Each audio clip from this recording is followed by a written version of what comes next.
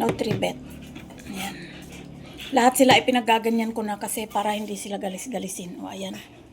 Bagong gupit si Choco kaya ganyan ang itsura. Para na naman siyang tiyanak. Parang tiyanak yan.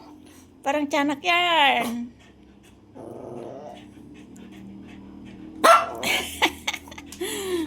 Parang tiyanak yan. Parang tiyanak. Pungge. Pungge. Parang tiyanak. Ang bot-bot. Unahin natin si Itim. Kay Itim guys, 3 piraso. Kasi mataas ang, ano ba yan?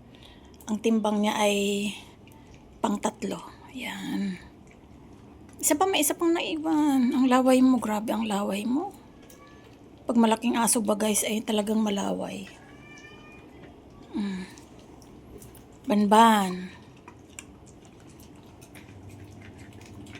Pungging. Ang lagkit ng mga laway nyo. Ang tiyanak. Clover. Yan. Tiyanak. Tiyanak. Oh, tiyanak. Saan ka na? Oh. Isa lang kay Choco. Siya ay nagpag-room kanina kaya ganyan ang kanyang gupit. Oh. Sabi ko wag kakalbuhin ang tuktok. Kaya siya ay nakabangs. Nakabangs yarn. Nakabangs yarn, Choco. Okay. Nakabangs yarn. Ha, nakabangs. Nakabangs yarn. Okay. Bakit ka galit? Bakit galit yan? Makikichismis ka na naman doon. Makikichismis na naman yan. Up. Up ikaw. Up. Dali up. Up na. Tiyanak. Ayan ang mga yan. Oh. Diba? Tiyanak. Up ikaw. Ha? Anong gusto ng tiyanak? Hindi naman sin. Banban. May naririnig kasi sa labas. Ganyan yung mga yan eh. So, itong sobra ay isulit natin dito kasi tiga ano lang sila eh. Tigda 2 at 3 kay Itim. Isa kay tiyanak na Choco. Teka, tingnan natin si Siopaw kasi naiwan dun sa loob ng kwarto. Umiiyak. Papaw! Papaw! Asan si Siopaw? Wala naman sa kwarto pero narinig ko siyang umiyak. Papaw! Wala naman dito. Saan si Papaw? Ayan, nandyan pala. Naku, nandyan ka na naman sa kabilang kwarto. Baka umihi ka dito, ha? Wala akong tiwala sa'yo doon. Umihi ka doon. Ano, solve, Itim. Ayan na ang tiyanak ko. Umalis kasi ang ate namin, guys. Bumili ng aking mga gamot kasi ako'y wala ng gamot. So, ayan. Ano? Anong napalaan nyo sa paglabas? Nagsiihi ba kayo? Ha? Naihi kayo dun sa labas? Gabi na, oh. Ang sampay ng ating labas ay puro basahan pa rin. Gabi na. Mga inihiyan nila yan. Pads. Pads. Ang ating mga tanim na malunggay. At kangkong. O, diba? Kahit saan may tanim. Pasok na dito.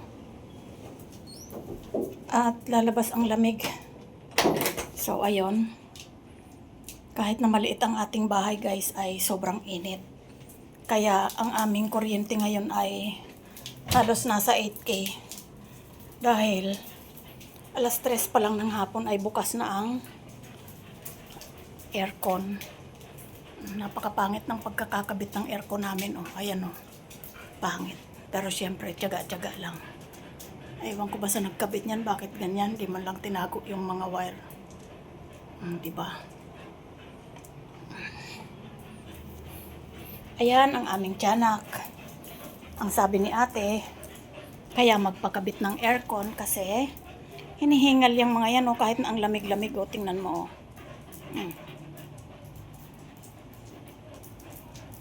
Sobrang lamig. Yung ate namin ay lagi may nakahandang jacket dyan, kasi ang lamig. Pero sila, takbo ng takbuhan dyan. Sos, wala, hindi nararamdaman ng lamig. Bagong kalbo yan. Bagong kalbo. Mamaya dadamitan kita para hindi ka ginawin. Pinakalbo ko talaga siyang sadya kasi yung balahibo niya, guys, kapag ako lang ang nagpapaligo, nagbubuhol-buhol. Syempre siguro masakit sa kanya yun, kinakamot niya. Yan. Nagbubuhol-buhol ang balahibo niya, kaya pinakalbo ko. Ano ba? Pag kumilos lang ako, lahat kayo kilos, kaya kayo ay hingal na hingal. Hindi nyo ba alam ang mahal ng kuryente natin ngayon? Triple ang bill ng kuryente. Anong sasabihin mo, haba? Anong masasabi mo sa laki ng kuryente natin? Ang bill ng kuryente natin ay nasa 7 plus. Halos 8K na. Dalawa lang kami ng aking anak at itong liit na to. Yan. Tapos ang bill ng kuryente natin ay sobrang laki. Simula nung nag-summer, sana wag nang tumaas. Ganyan na lang. Wag nang lalampas ng 8K. At pag umabot ng 10 yan, nako. Pag umabot ng 10 yan, tipid yung treats nyo. Bahala kayo. Schedule nyo pa ngayon ng yearly vaccines nyo. Sa katapusan ng buwan yon. So guys, ang pag-aalaga ng aso ay hindi biro talaga. Kung mag-aalaga kayo na tunay na salitang alaga, hindi lang sa salita kundi sa gawa. Alaga. Diba? Itim? Si itim, kasing laki na yung katawan ng gasol. Grabe. Tim, sobrang taba mo na. Hindi kita ma-diet. Si itim, guys, ay tinatakal ko na talaga ang pagkain niya kasi sobrang laki na niya, Hindi makontrol ang paglaki niya. Kapon na kasi siya, Kaya siguro ganun, kapag kapon, sobrang lumalaki. Ayan, para ng gasol yung katawan niya, Payag ka ba nun, itim? Sobrang gasol na yung katawan mo? Huwag niyong dinidilaan si Choco. Nangangamoy laway, Okay.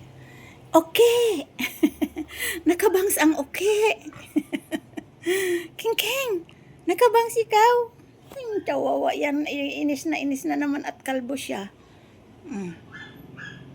Umiiyak si Roxy sa kabila.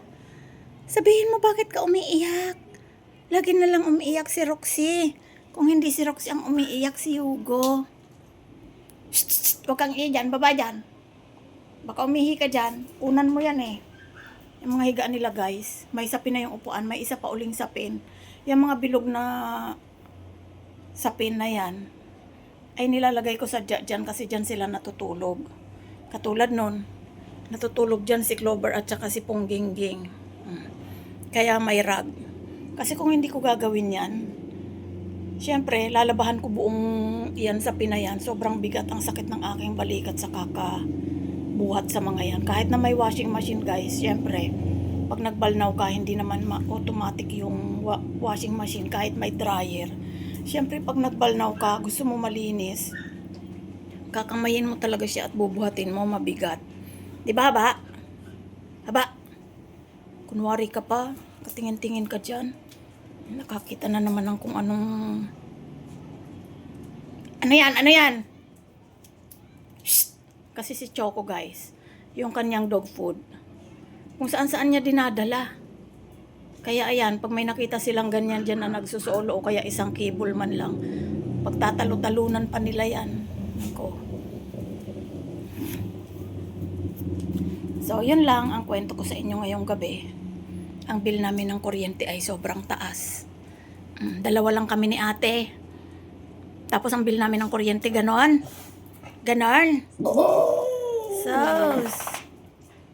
Na mula nung nagkaroon ng aircon ang laki na lagi ng kuryente. Pag araw naman yung 3 electric fan gumagana hanggang kwarto, 4 pagpatay ng aircon. Kasi guys, hindi kami nag 24 hours ng aircon kasi kawawa naman. Sobrang kawawa ng magbabayad.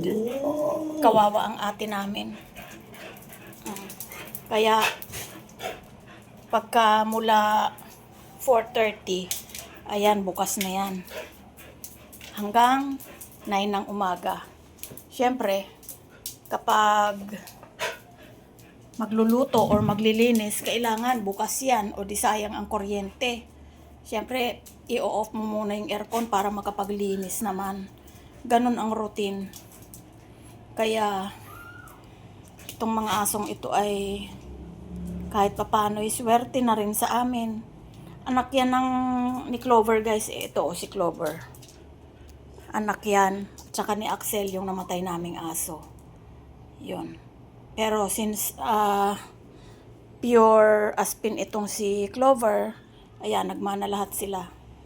Ito lang ang hindi Paghating gabi, tapos magigising ka na nasa harap mo yan, matatakot ka Sobrang laki at itim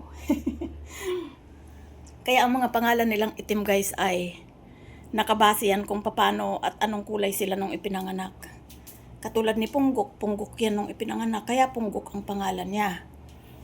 Ito namang si Haba, since mahaba talaga siya nung ipinanganak, kaya Haba ang kanyang pangalan. Itong si Itim, dahil maitim talaga siya lahat, walang kaiba-ibang kulay yan nung papi pa kaya Itim ang pangalan niya. Ganon. Kasi may nagtanong bakit daw ang dami-daming pangalan, may pangalan naman ng artista at kung ano-ano pa. Bakit daw ganyan ang pangalan ng mga aso ko? Itim, Haba, Punggok. Aba, marunong pa kayo? Yan ay may kwento kung bakit ganon. Yon. Ayun ang aming si Tiana ko. Choco! Nag-aabang na naman sa ate niya. Halika na dito, mamaya pa si ate, bumili lang ng gamot Choco! Halika dito, dali. Bibigyan kita ng treats. Bilit. Halika na, may treat si mama. Bilit. May treat si mama daming treats. Dali, halika dito. Tiyanak! Hindi siya naniniwala sa akin. Bye-bye na. Bye-bye na, Haba. Bye-bye po. Good evening po. Bye-bye na, Haba. Bye-bye po. Haba, bye-bye na. Ayaw mo? Hindi na kita bati. Bye-bye na. Bye-bye. Bye-bye po.